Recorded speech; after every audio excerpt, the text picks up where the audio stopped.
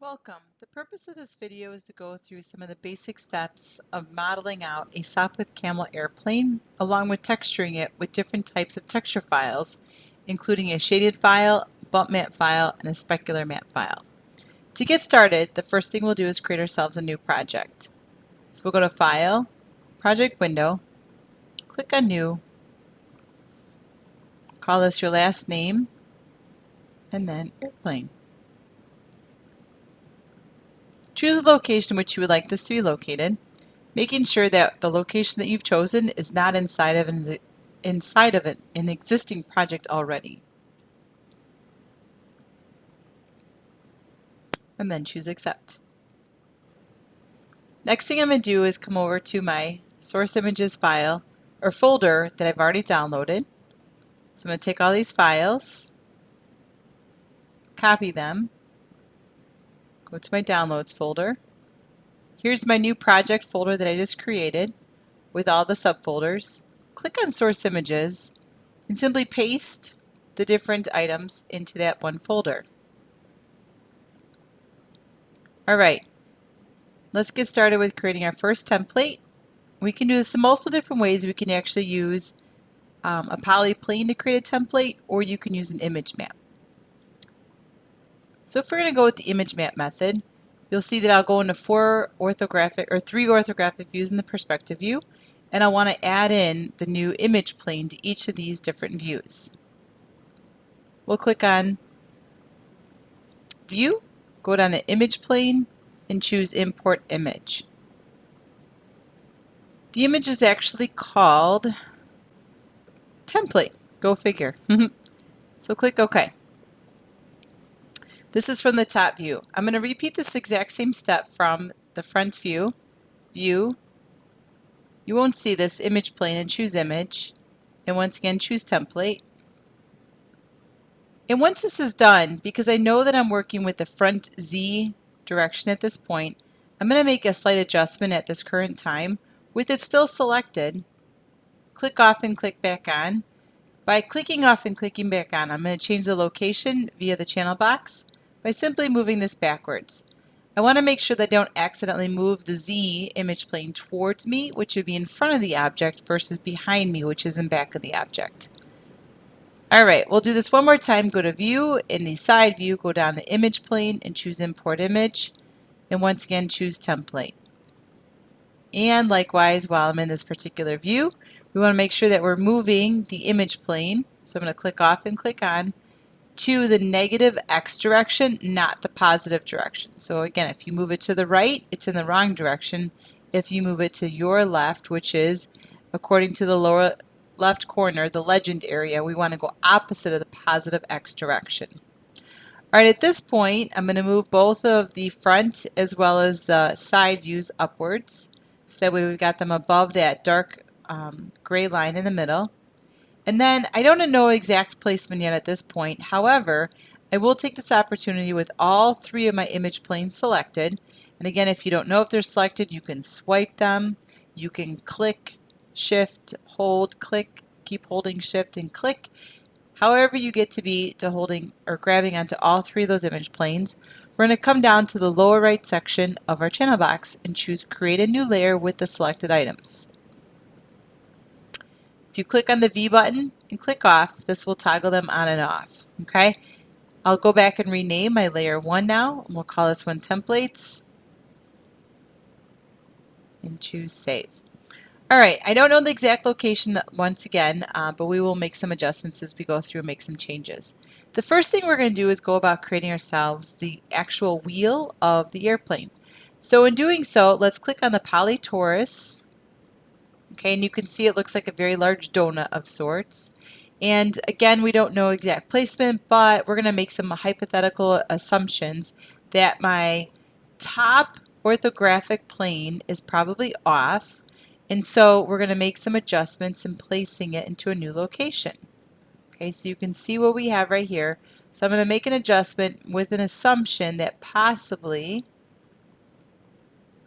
the location of that wheel that I'm hovering over is the correct location. From the front view, oops, actually, let me take this opportunity From the front view, we need to rotate this little torus. We'll go with a 90-degree on the X, which this looks like the side view, and then we'll also do a 90-degree on the Y.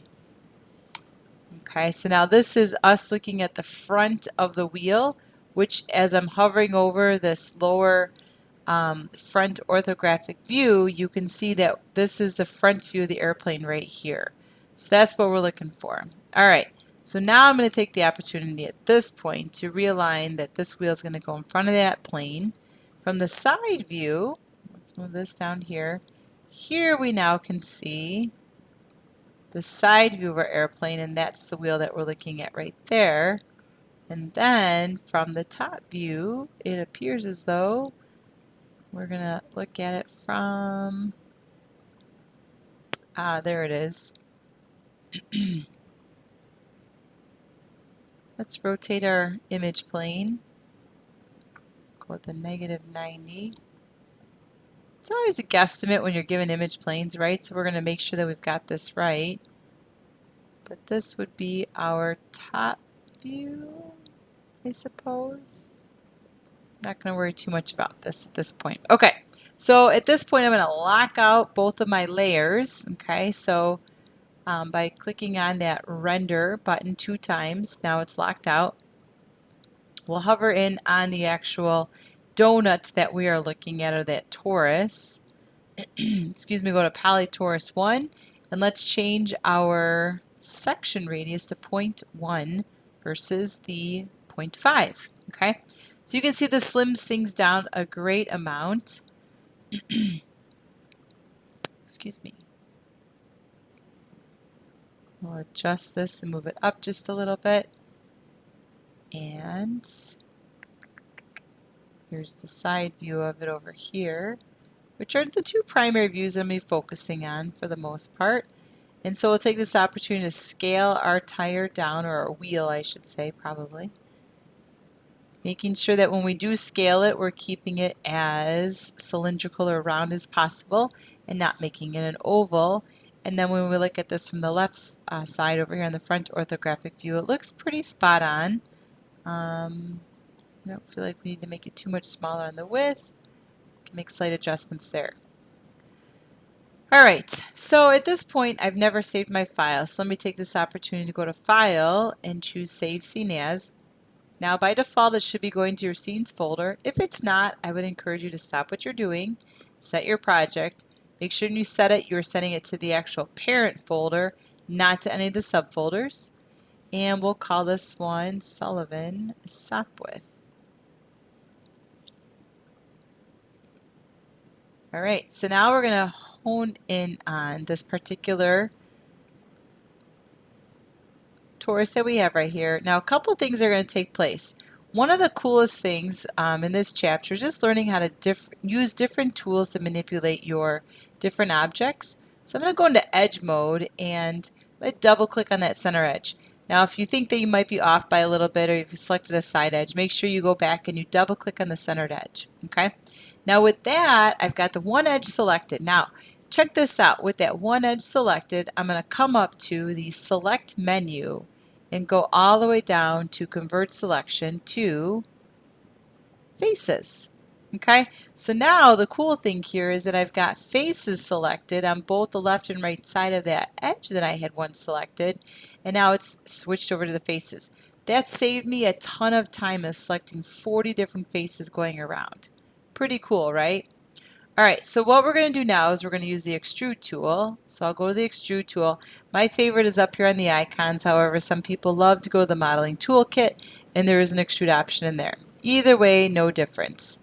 Alright, when we click on the extrude tool, and this time what we're going to do is, if you can see right here, I'm going to click on this blue arrow and pull it towards me. Okay. There's no need to change your pivot point. That's that little power button you might see in the upper right corner. We don't want to change the power button at this point, but basically what we do want to see is that we're creating the center spot, or the spokes area of the object. And so once again, you can see where I'm at down here in the side view. I want to make it approximately the right size. I get that it's rather pixelated Kind of get the idea that's about the right size.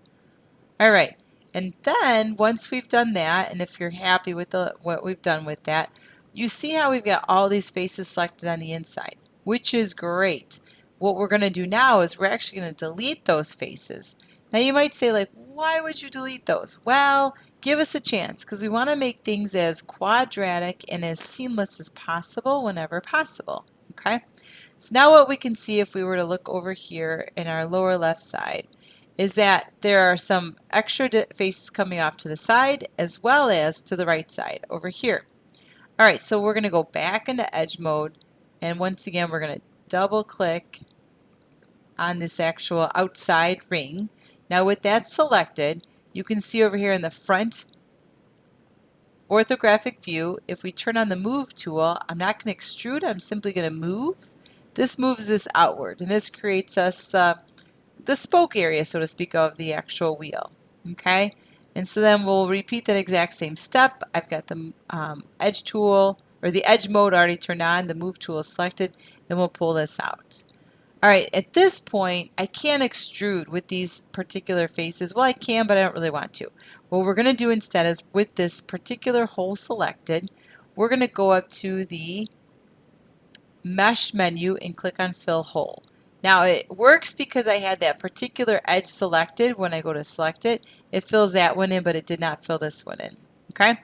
All right, so while we're at it, we might as well repeat the exact same process on the other side. So I will double click in edge mode on the inner ring, go up to the mesh menu and click on fill hole. And once again, it fills it in.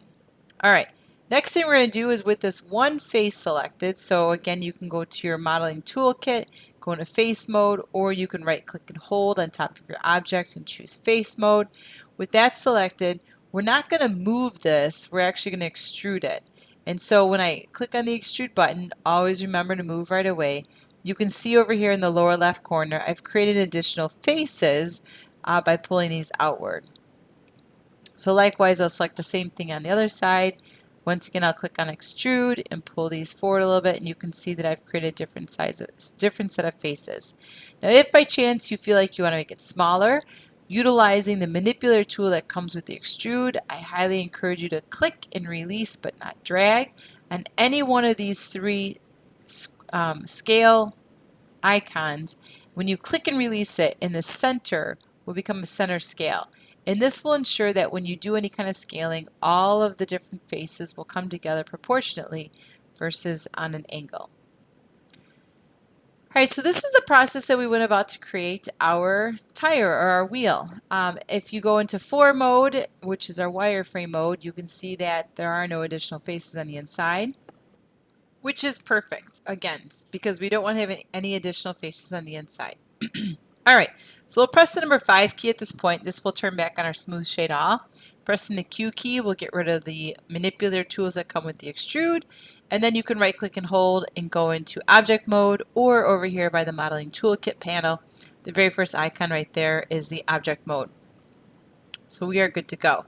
Now, this chapter recommends, and I also do as well, to encourage you to texture your different objects as you go along. So we're going to take that opportunity at this time. So first thing I'm going to do is come back to the channel box. I've got my wheel selected. I'm actually going to add this wheel to its own layer. So with it selected, we'll click on create a new layer. We'll rename layer 1 to wheel and choose save. All right, once again, always check to verify that you've got things on the proper layer, and so I can click and release on that V for visibility. Next thing we'll do is come up here to the Windows menu, go down to Rendering Editors, and click on Hypershade. Clicking on Hypershade will take us to this menu right here. The current gray that we're seeing on all the objects is our Lambert. The next thing we're going to do is create ourselves a blend.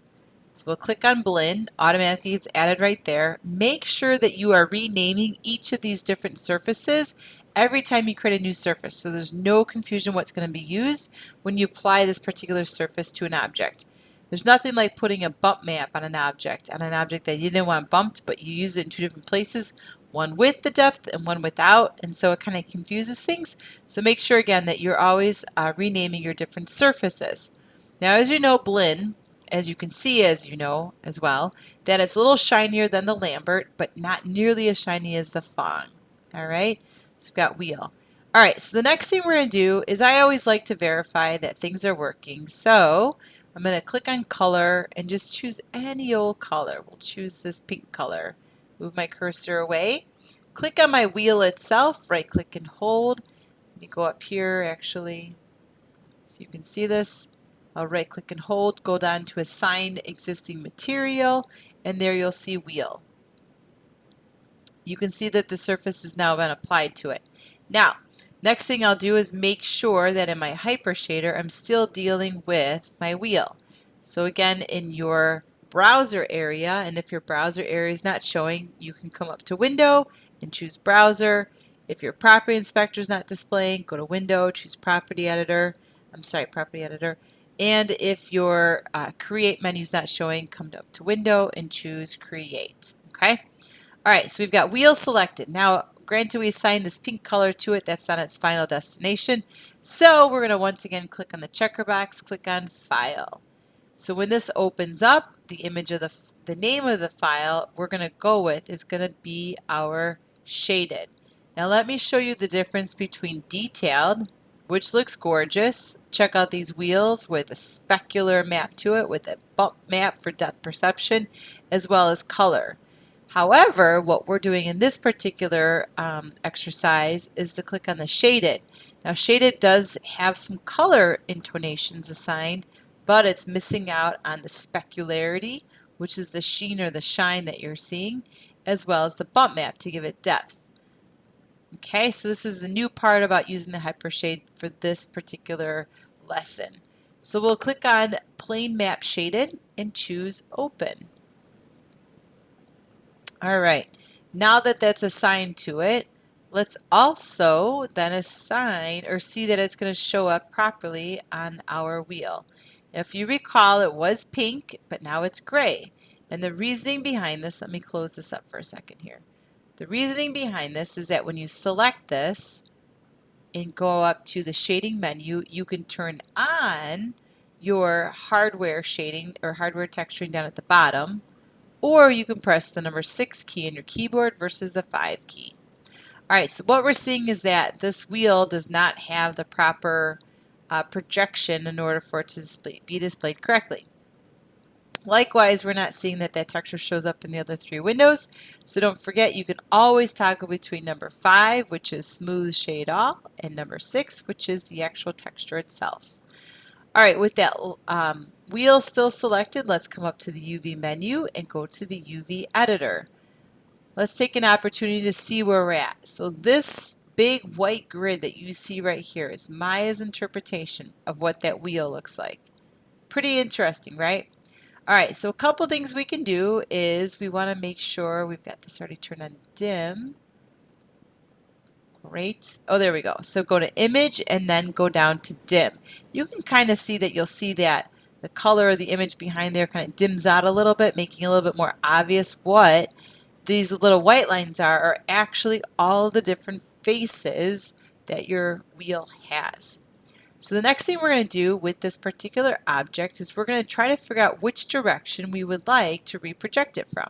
Okay, so in looking at it from the different viewpoints of the different orthographic windows, I should say, if we were to project it based on what we're seeing over here on the far left side, that's going to be from the front view, which is based on the z-index. It doesn't really give me the color that I need for that blue area around where the spokes, so to speak, would be. However, when we look at the side view, which is the X view, that gives me the look that I'm looking for. So we'll come back over here. Our wheel is still selected. Go to UV and click on the options box next to planar. In doing so, it's going to ask us which direction. We've already determined that the x-axis is the way to go, and choose project. Perfect. So now you see this massive wheel. Okay, and so I'm going to move this wheel on top of this one over here.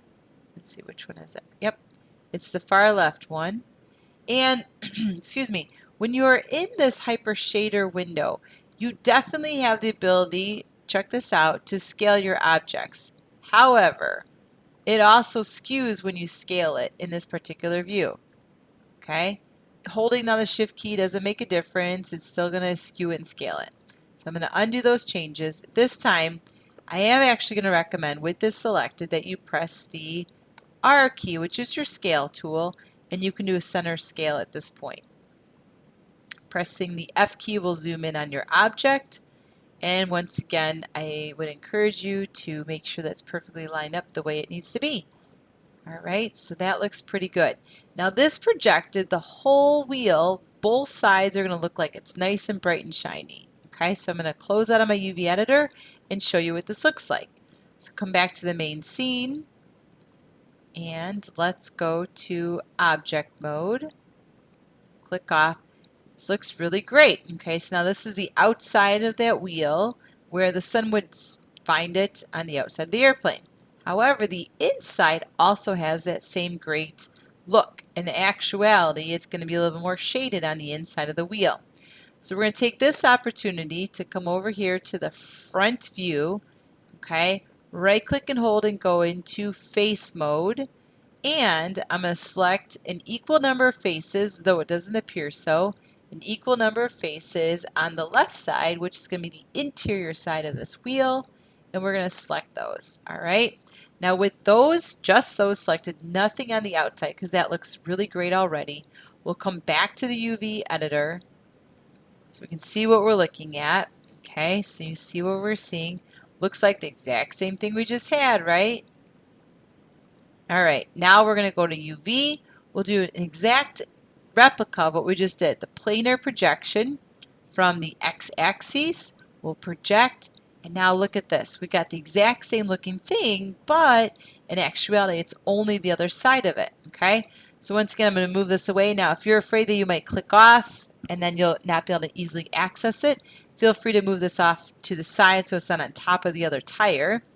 Again, using the R key, you can turn on your scale tool. This will proportionally scale your object. All right, so now I'm going to basically try to place this smack dab in the middle like we did with the other one. And again, I'm going to toggle between the move and the scale tool, so the W key and the R key. Okay. All right, let's check this out. So we'll close out of the UV texture editor. We'll come back to the main stage area, and there's where our wheel is. Let's go back into perspective mode. You can see again that this is a little bit more shaded and darker. That's the interior side, and this is more brilliant and brighter on the outside. So that looks really great. Once again, if you're happy with your wheel, you can always turn off your layer so that we don't see it anymore, or lock it, so to speak. So that's the process of creating your very first wheel for your airplane. So the next step then, after creating it, is to duplicate this exact wheel that's already been UV projected and textured to the other side, because obviously we're going to need two of these different wheels. So with it selected in object mode, I'm going to look over here in my lower left corner to where my legend is. I can see that this object exists in the positive X direction. So let's go up to our mesh menu, go down to the options box next to mirror. We'll make sure that, again, the cut geometry is not turned on. We are simply just mirroring it over. We don't need to remove half of it. And then the mirror axis is going to be set to X. Now, if by chance this checkbox is selected, which says merge border vertices, let's make sure that we uncheck this because we don't actually want to merge our two wheels together. And that is it. Click on the mirror button, and now you've got two of the wheels just the way they're supposed to be. All right, so let's come back into four-way mode and make sure that we've got them both properly placed. And it looks like they've aligned up properly. And the rationale behind why they're both spread apart properly is because the initial one was located on the far right side based on our front view, and the distance between this far right side and this dark black line, which is a 0 radius for the y-axis, is the same distance between the 0 axis and the other wheel on the other side. All right, so now click off and click on your new wheel that you've just created. Now come on over to the layer editor. You can right click on top of wheel and say add selected objects. So now when we click on the V to both, on the V for the layer area, both of the wheels will appear and disappear. Pretty cool. Hopefully you found this very interesting of how to model the wheels using a torus, using the select menu and going down to convert selection from edges to faces, the process of creating a new hypershade, as well as applying that hypershade and projecting with a planar projection the proper textures in the proper locations. Hopefully this